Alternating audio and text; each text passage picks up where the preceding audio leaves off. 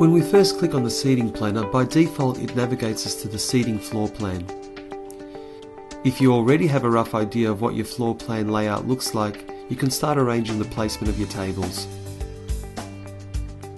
Let's start off by selecting the type of table we require. For the purpose of this example, we will choose a circular table for our guests. Click on the drop-down menu and choose Circular Table. It is also a good idea to start off with the largest floor plan available and then scale down as required. The way we do this is by clicking on the smallest zoom icon, which gives us the optimal amount of space in which to place our tables.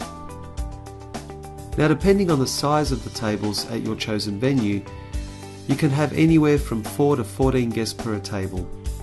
For this example, let's choose a table of 10. Simply hover your mouse over the center of the table. Now left click on the mouse and hold. While holding down, drag the table onto the floor area. When you are happy with your placement, let go of the mouse.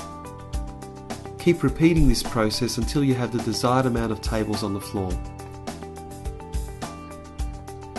By going back to the drop-down menu, we are also able to select the bridal table.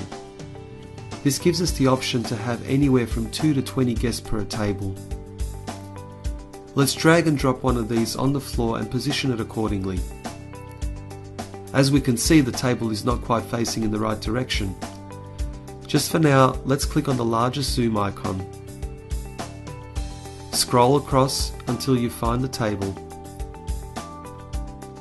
Click once on the circular arrow. The table is now facing in the right direction. Now click on the small zoom icon so we can position the table in the right place. To save time, I've gone ahead and placed the number of tables onto the floor plan. It is very important to always save your work by clicking the submit button below. Failure to do this could result in hours of work being lost.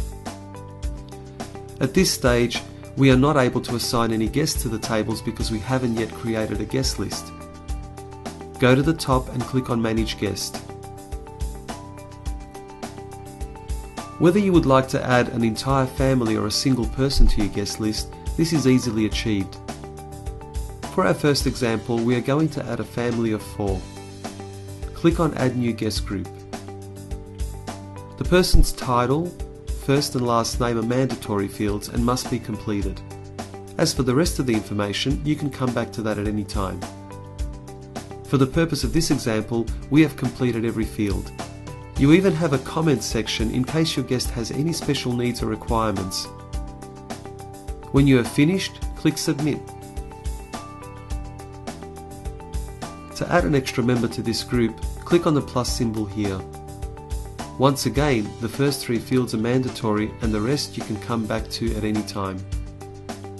Under the gender section, you are also able to specify whether this person is a partner or a child. Click the Submit button and click on the green plus sign again to add another guest to this group. I will now pause the video and add some more groups and guests for this example. Now that I've created my guest list, it is time to assign each guest to their seat. Click on Manage Seating Planner.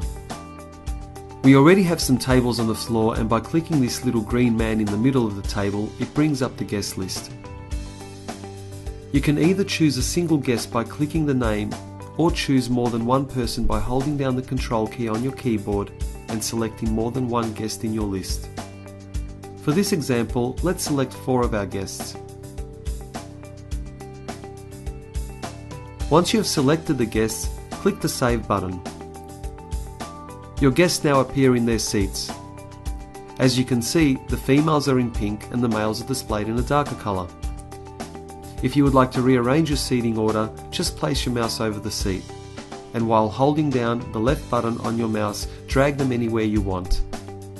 You can even place them on another table if you wish. By clicking directly on the guest icon, you get a pop-up screen displaying all that person's details.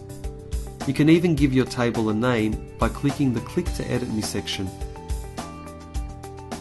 Once you have inputted the information, just click once anywhere outside of the table to lock it in. If we go back to Manage Guest, we have a button called Send Group Invitation. This allows you to send an invitation for the various events of your wedding. But in order to do this, we must first create an event before we can send out an invite. To find out how to create an event, please click on the dashboard button and view the video tutorial in the RSVP module.